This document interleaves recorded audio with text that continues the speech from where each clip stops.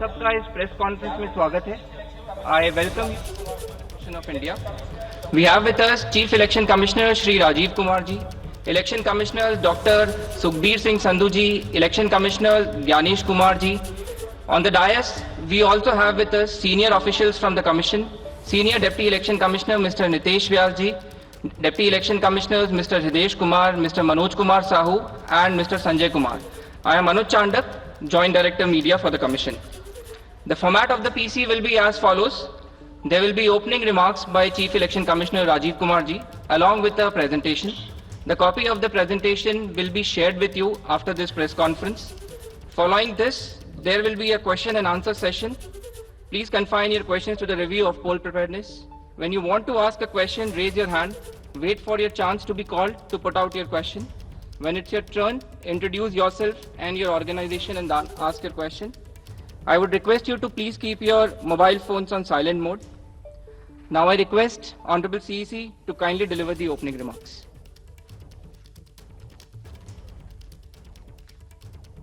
माननीय निर्वाचन आयुक्त Shri Gyanesh Kumar ji on my right, doctor Sukhbir Singh Sandhu ji निर्वाचन आयुक्त ऑन माय लेफ्ट, आयोग के वरिष्ठ अधिकारीगण और मीडिया के सहकर्मियों, आप सभी का इस प्रेस वार्ता में स्वागत है। 2024 के लोकसभा चुनाव के बाद वो जो पड़ाव निकला, अब दूसरे पड़ाव पर आपसे आज मुलाकात हो रही है। और जैसे मैंने पहले कहा था कि 3 gentlemans are yet back again. Lok Sabha चुनाव 2024 जैसे आपको विदित है, विश्व स्तर की सबसे बड़ी चुनावी प्रक्रिया थी। सफलतापूर्वक और शांतिपूर्ण तरीके से संपन्न हुई।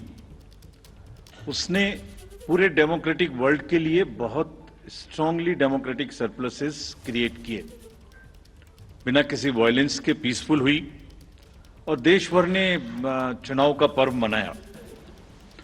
हमने बहुत सारे रिकॉर्ड्स भी बनाए। पहली बार मैक्सिमम वर्ल्ड में पोलिंग हुई, मेल फीमेल टोटल।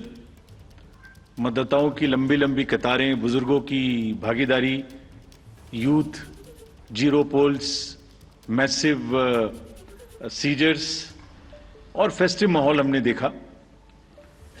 बहुत सारे युवा साथियों ने हमारे साथ मिलके हमारे इलेक्शन एम्बेसडर्स के रूप में काम किया और लोकतंत्र का एक बिल्कुल जीवित उदाहरण देश ने देखा। गांव में, देहात में, east west, north south, central, LWE areas, J&K, deserts, everywhere जो तस्वीरें दुनिया को भारत ने दिखाई, वो सभी को चकित करने वाली थी। इससे देश में नहीं बल्कि पूरी दुनिया में एक स्ट्रांग मैसेज गया और जो चमक हमने देखी उस समय, वो चमक बहुत दिन तक दिखाई देती रहेगी।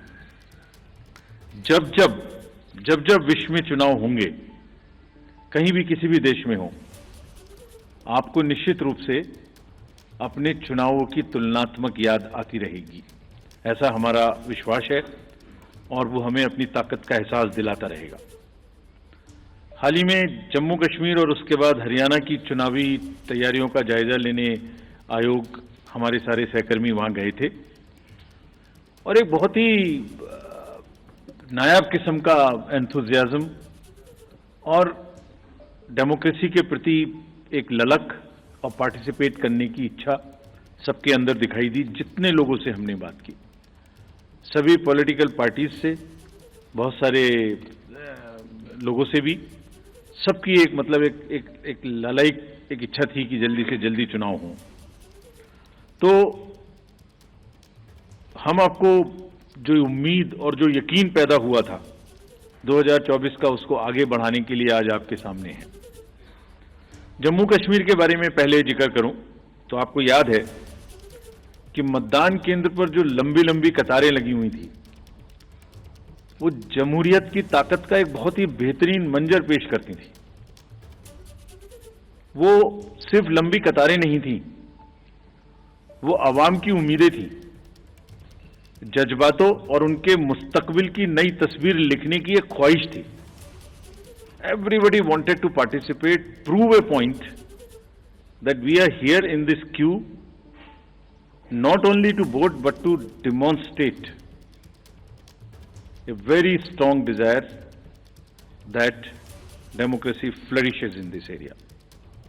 और उम्मीद और जमहूरियत की ऐसी झलक ये बताती थी कि आवाम तस्वीर बदलना चाहता है और अपनी तकदीर को खुद लिखना चाहता है, और ये कतारें इस बात का सबूत थी कि लोग सिर्फ बदलाव ही नहीं चाहते बल्कि ये भी चाहते हैं कि उसका हिस्सा बनकर हम खुद से अपनी किस्मत लिखें. This was a purely A triumph of ballot over bullet. आपको याद होगा कि जो वैली की 3 पार्लियामेंट्री कॉन्स्टिट्यूएंसीज थी उनमें 51% का वोटिंग हुआ और वैली ने वायलेंस को नकारा और वॉइस को वोट के माध्यम से आगाज किया. जम्मू कश्मीर के लोगों ने बुलेट और बाइकॉट के बदले बैलेट को चुना.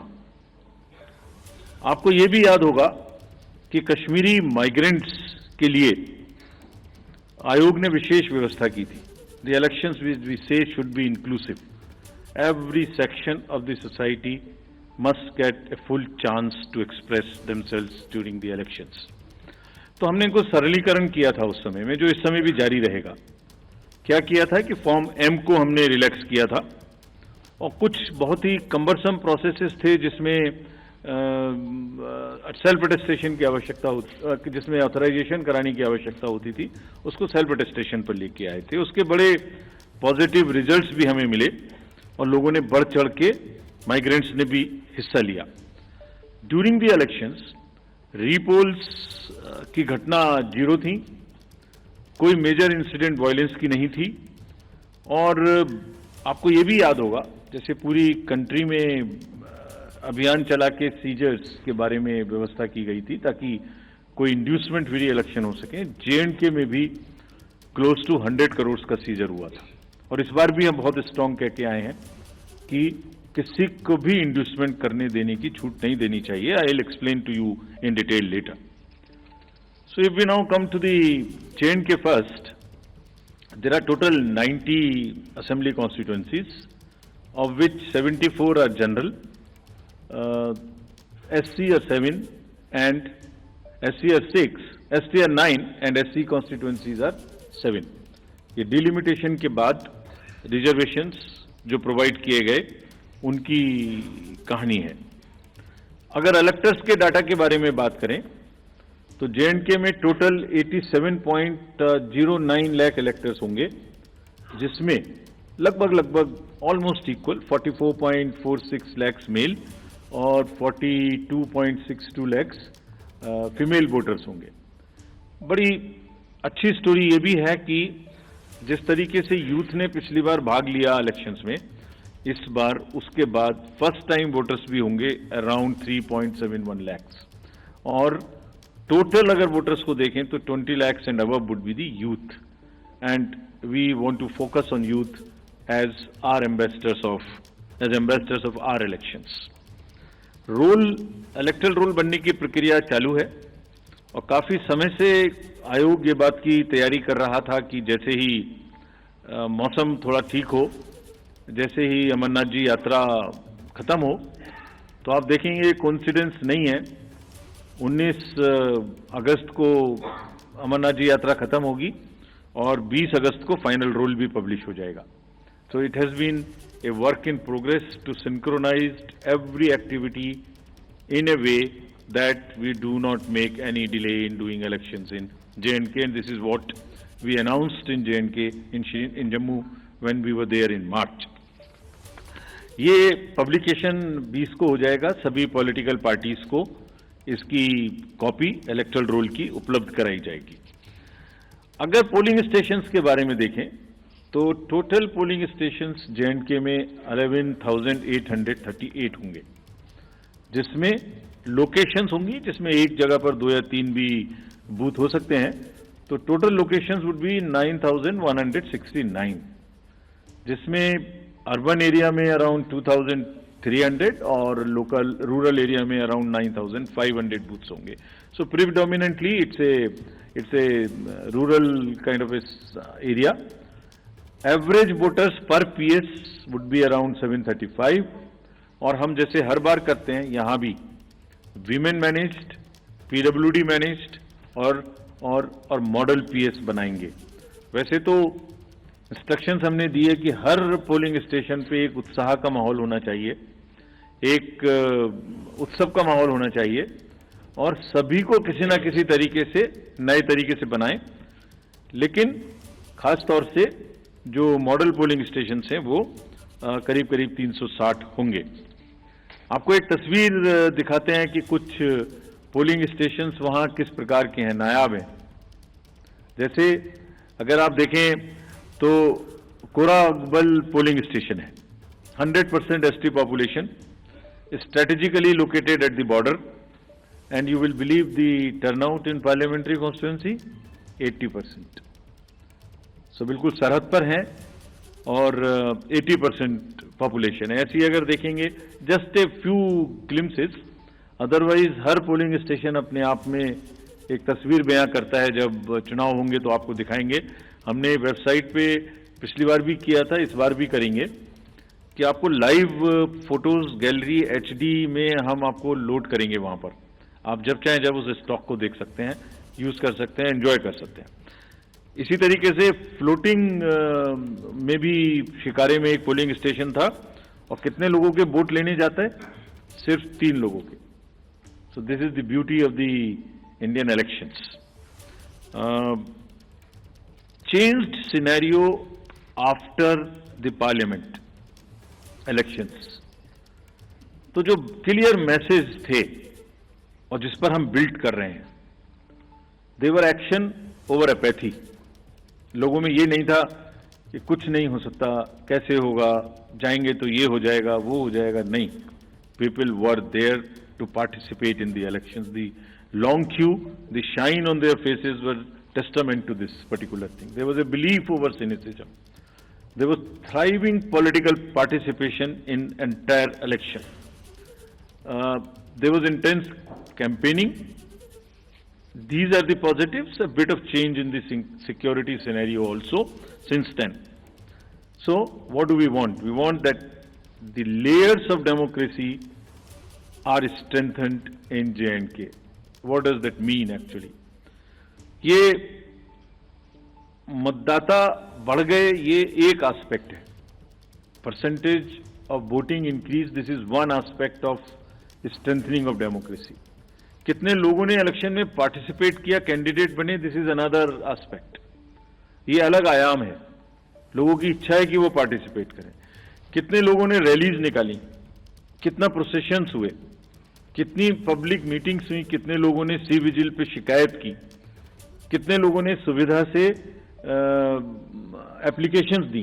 All these are establishing layered by layer roots of democracy in the J&K, and what therefore we expect that there would be more voters this time again। और ये सब ने हमें ये एहसास कराया कि लोगों में एक उत्साह है और वोटिंग के प्रति हम एक्सपेक्ट कर सकते हैं कि ज्यादा वोट्स पड़ेंगे। विमेन पार्टिसिपेशन ज्यादा होना चाहिए, ऐसी हमें उम्मीद है और हमारी कोशिश रहेगी। कैंपेनिंग अच्छे से होनी चाहिए, बिना डर के होनी चाहिए। Festive environment, more youth participation, more candidates, more use of IT, and vibrant polling station. So we establish every dimension of the democratic festival in the state, in every layer wherever it is possible. जो बुनियाद वहां बनाई थी 2024 में election के दौरान, voting के दौरान, अब उस फाउंडेशन पर इमारत बनाने की पूरी तैयारी है। And we are very enthused to see this. Actually I wrote a few lines and I want to dedicate to the youth of J&K. सुनाता हूं आपको, ये खास तौर से voters of J&K and particularly youth. लंबी कतारों में छुपी है बदलते सूरत हाल, यानी जमहूरियत की कहानी। रोशन उम्मीदें अब खुद करेंगी गोया अपनी तकदीर बयानी। जमहूरियत के जश्न में आपकी शिरकत, जमहूरियत के जश्न में आपकी शिरकत दुनिया देखेगी नापाक इरादों के शिकस्त की कहानी. This is, and believe me, all of us when we went there, we believe in this. And therefore we made a very bold statement that come what may, elections in J&K would be very, very democratic.